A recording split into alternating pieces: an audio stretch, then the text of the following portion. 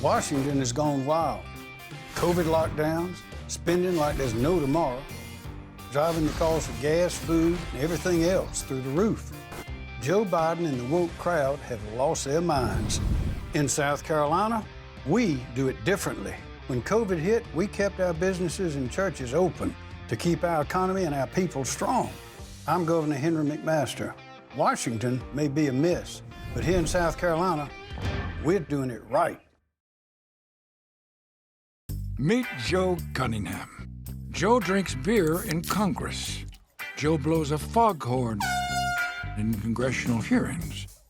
Joe wants to be internet famous. Joe loves weed and voted against the police. Joe voted 88% with Pelosi, so Joe lost his seat in Congress. Now he wants to be governor. No thanks, Joe, but we'll call if we have a frat party.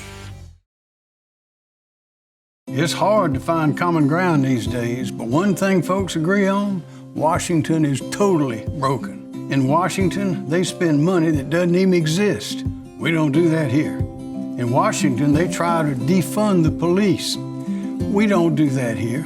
And they tried to close businesses and churches during COVID. Not here. I'm Henry McMaster. As long as I'm your governor, Washington will never happen here.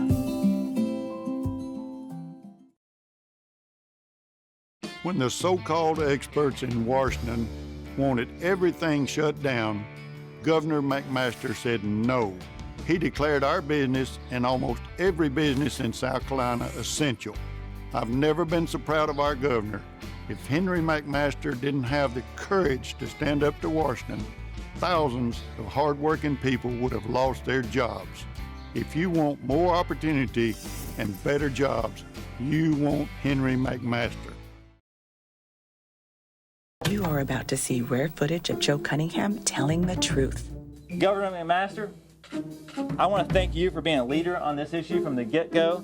You know, you said to hell with politics. I'm going to do what's right for my state. And I think that's something that should be truly commended because it takes a true leader and statesman to do that. And I think I speak for all of South Carolina when I say thank you. Thank you so much.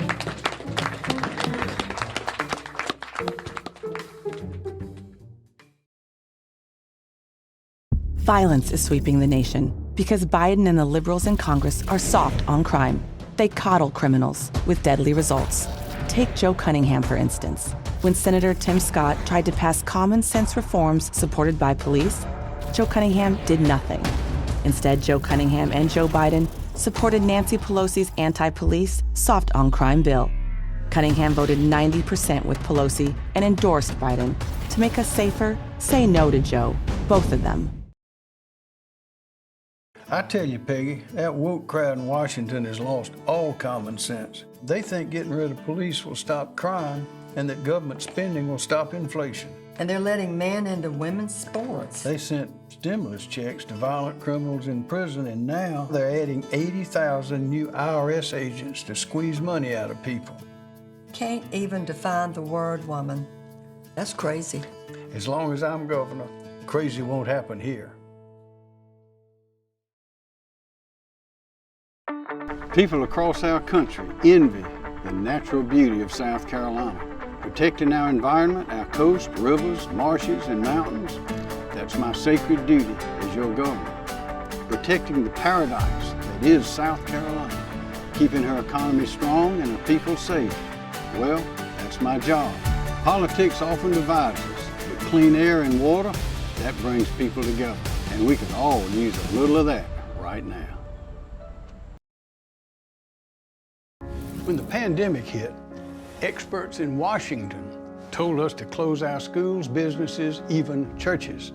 They wanted us to shut down for 2 full years. But in South Carolina, we chose a better way.